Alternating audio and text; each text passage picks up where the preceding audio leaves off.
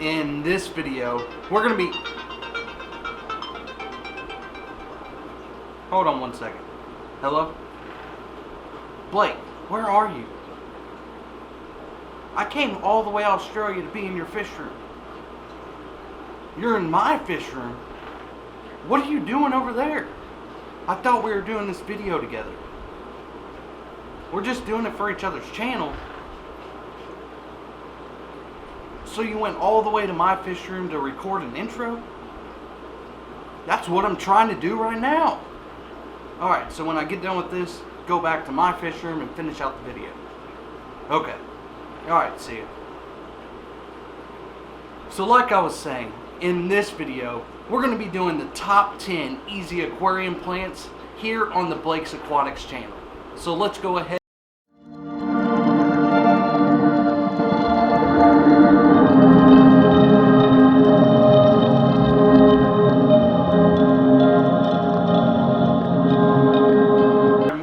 I am Kendall Otter from Otter Creek Aquatics, and here on this channel, over on my channel, we do a lot of aquarium plants and plant and tank videos just like this one. So if you're new to me or new to Blake's channel, then go ahead and consider subscribing and ringing that notification bell. That way you get notified every time we upload our new content. So let's go ahead and dive into those 10 easy aquarium plants. Now I just got to get back to my fish room. Woo! That feels much better. Blake? Blake? I thought you were going home. So first up on the list, we've got number 10, Crypt Winty. Now this comes in 3 different variations. You've got the green version, the red version, and the bronze version. The reason that I have this plant so high on the list is because of the fearsome crypt melt, and a lot of people actually struggle with this. So when you first get crypts, especially Crypt Winty, some crypts don't struggle with it as much, and some crypts struggle with it a little bit worse. So the Crypt Winty is actually in the middle of the pack of all of the Cryptocrine species. So when you first get this plant, it usually comes in a potted plant, or maybe you're getting it as a bare root plant, but you just stick it down in your substrate and you'll actually start to see that plant look like it's dying off. This is what is referred to as crypt melt. Now you actually just want to leave that right in your aquarium and let it go through that cycle so it can get acclimated to your tank. The lighting requirements for the Crypt Winty is low to medium, and these crypts can actually tolerate a low amount of light, is why I'm absolutely in love with them. They propagate easy, but the bad thing about them is that they do grow slow. You don't need CO2 because they do grow in low light, but if you do put them in some higher light and add some CO2, then you can definitely get that plant to grow a little bit faster. The Crypt Winty is very versatile when it comes to intaking nutrients. If you have a very nutrient-rich substrate, or you add some root tabs down into your substrate right underneath that crypt, it's going to do very well. That's actually how I like to feed my Crypt Winties, but them being versatile, they'll actually take nutrients through the water column as well. I either have very nutrient-rich substrates or the ones that I just have plain sand or plain pea gravel. I'm always dosing root tabs right underneath that plant. So make sure you have some root tabs, or make sure you're at least dosing the water column. So next up, coming in at number 9, we've got Hygrophila and Gustafolia, also known as Hygrophila Willow. And this actually gets its name because if you've got some current in your tank, then the leaves will actually sway within that current to make it look like a weeping willow tree. I've had this plant in a 55 gallon with quite a bit of current, and it was just an absolute incredible thing to see. This has been one of my go-to plants here in the Otter Creek Aquatics fish room, and I can't say enough good things about this plant. So for this plant, you're going to want some moderate lighting, and just like the Crypt Winty, if you've got a nutrient-rich substrate, or you're dosing root tabs and dosing the water column, then you're going to have good success with this plant. And I've actually even played around with floating this plant, it'll just lay on its side and it'll have the roots shooting down. So it's a really cool thing to see this plant floating. And if you've got some guppy fry or endler fry like I do, then it'll give a good place for those fry to hide at the top of the water column. One other thing that I really love about this plant is that it gets pretty tall. So it's going to be a background plant, but it will grow up out of the water as long as you have the light lifted above, like I do here on these 10-gallon racks. And it actually comes out of the water. That way it's growing submerged and immersed. So coming in at number 8, we've got another Hygrophila species, and this is Hygrophila Deformis, aka water wisteria. And this is one of the most transformational plants that I have ever seen. When you first get this plant, you'll usually get it in an immersed state, which you'll have some really big round leaves. And then once you get it growing underwater, it gets these really fine pointy leaves that looks like a wisteria, or what I like to think of as a fern. And growing up, my parents always had those hanging basket ferns.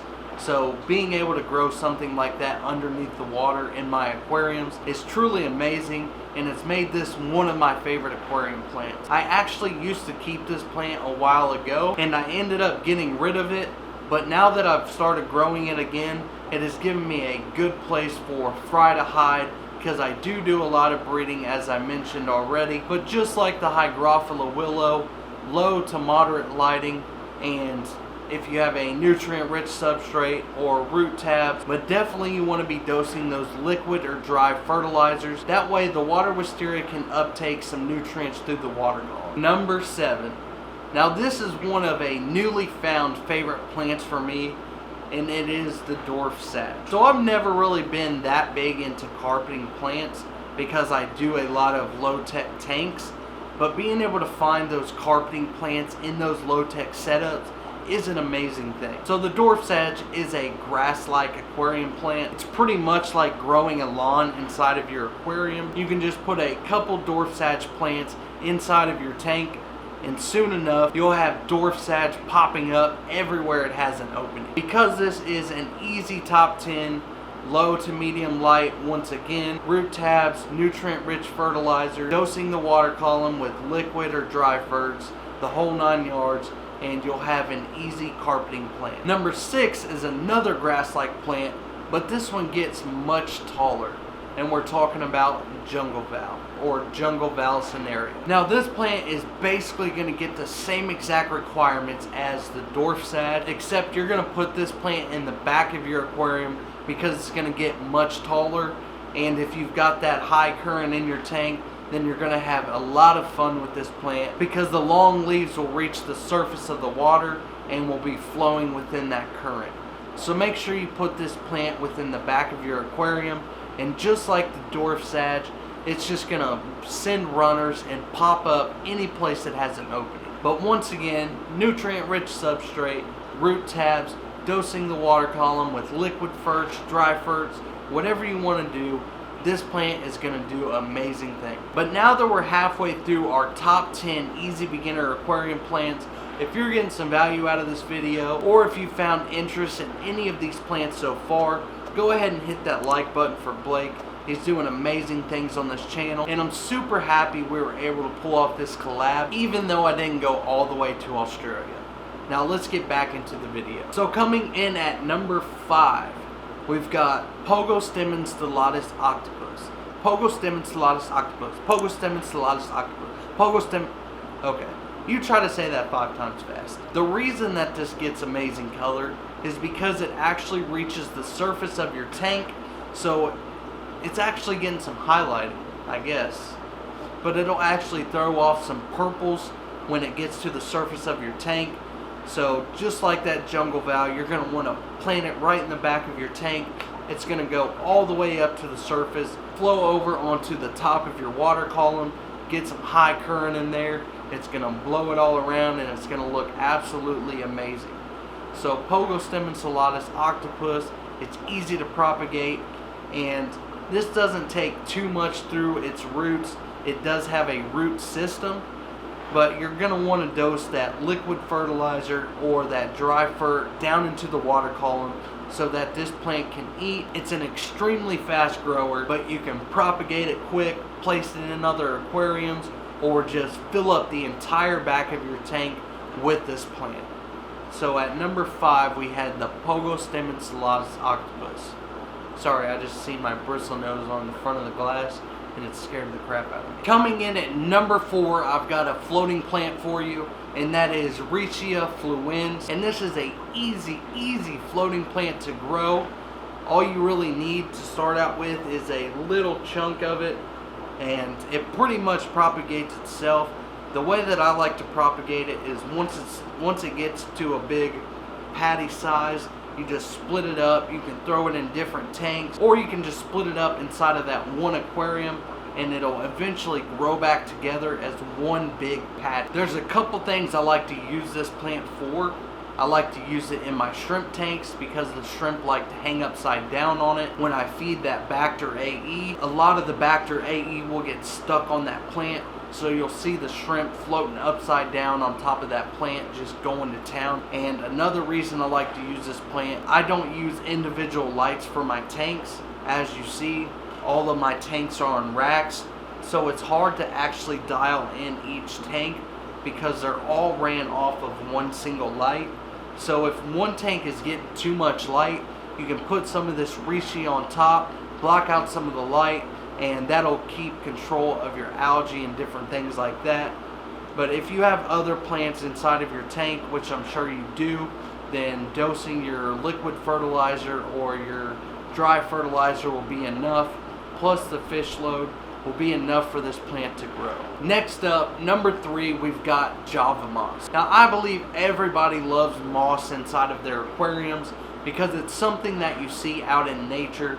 You see all kinds of moss built up on rocks, driftwood, different things like that, which I think I may have put this too low on this list because it is kind of difficult putting moss in a new aquarium because you're always going to have those algae issues. You're always going to have those algae blooms at the beginning of that tank cycle.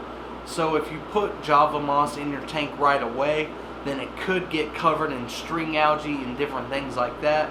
So unless you want to spend hours trying to pick out hair algae from that Java moss, then wait till your tank is really established. Once you're in that deep cycle where it seems like everything is bulletproof, then try to throw some Java moss in there, and it grows in really low light, so it's probably going to take off.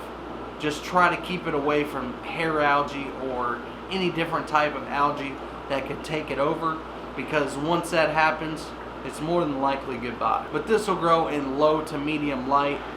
If this is the only thing you got in your tank, then you may get away with just the fish load being enough, but you may want to add a little bit of liquid or dry ferts in there just to help it out. So number 3 on the list was Java moss. So number 2 and number 1 was a toss-up for me because I do breed a lot of guppies, endlers, shrimp, different things like that. So number 2 on the list, I've got Hornwort.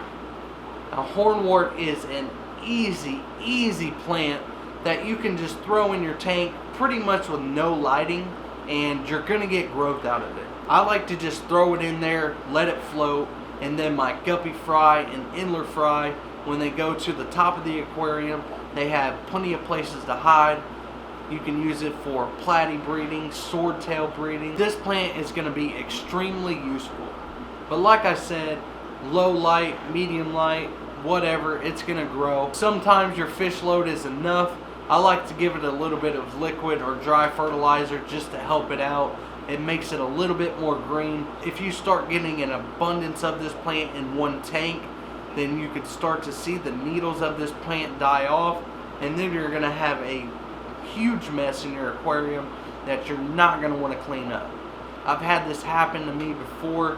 I just threw it in the tank. I actually tried to plant it the first time I got it, which you can plant this plant down in the tank, but I like to use it as a floater. And just like the Richia, if you've got some algae issues going on because your lighting is too high, you can throw it on top, knock that lighting down a little bit, just to knock back that algae and help the rest of your plants make it through. So number 2 on the list was Hornwort. Number 1, the #1 easy plant here in the Otter Creek Aquatics fish room is Guppy Grass. Guppy Grass is one of my absolute favorite plants here in the fish room because it serves that same purpose that I just talked about with Hornwort. I throw it in the tank, I let it be, gives all of my guppy, endler, shrimp, platy, swordtails a place to hide, and it's just extremely easy to grow. You throw it in a tank, you throw it in a bucket of water, and this plant is going to grow. I've got this 40-gallon tub sitting right next to me on the floor. The aquatic light that is sitting over top of it actually burned out, and I haven't replaced it, and the guppy grass is still going crazy just because of the ambient light in the room. So if that doesn't tell you how easy this plant is, I don't know what will. But the #1 plant on my list is guppy grass. So for those of you that have stuck around this long, I want to give you one bonus plant. I'm not really sure where it is on the list, but I absolutely love this plant here in the fish room. It's got a big variety of different ways you can use it, and that is pearlweed. So you can float pearlweed, you can plant pearlweed, stick it to rocks, you can stick it to driftwood. It'll do and it'll grow wherever you put this plant.